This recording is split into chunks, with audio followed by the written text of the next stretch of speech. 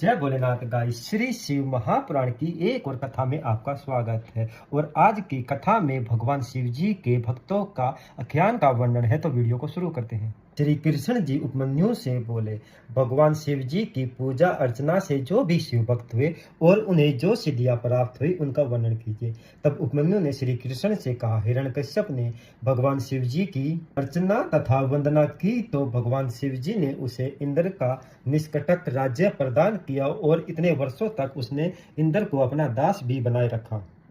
सतमुख नामक दानव ने भगवान शिव जी की आराधना की तो उसे 1000 पुत्र प्राप्त हुए और भगवान शिव जी की कृपा से ऋषि यज्ञ कल के वेदों के ज्ञाता बने। और भगवान शिव जी की कृपा से ही ऋषि व्यास जी को वेद पुराणों के ज्ञान प्राप्त हुआ।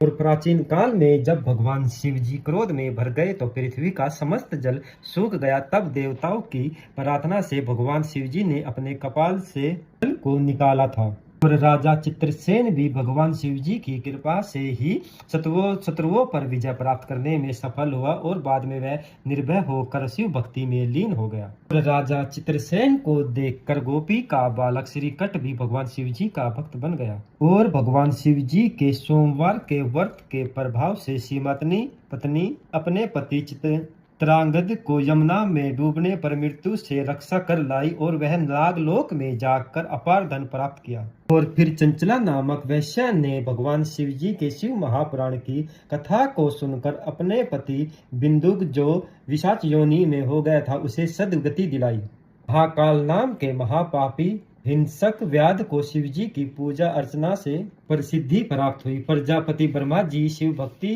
के कारण ही सृष्टि की रचना करने में सफल हुए। मार्कंडेय मुनि भी शिव जी की अर्चना करने पर ही अजर अमर तथा शक्ति संपन्न हुए।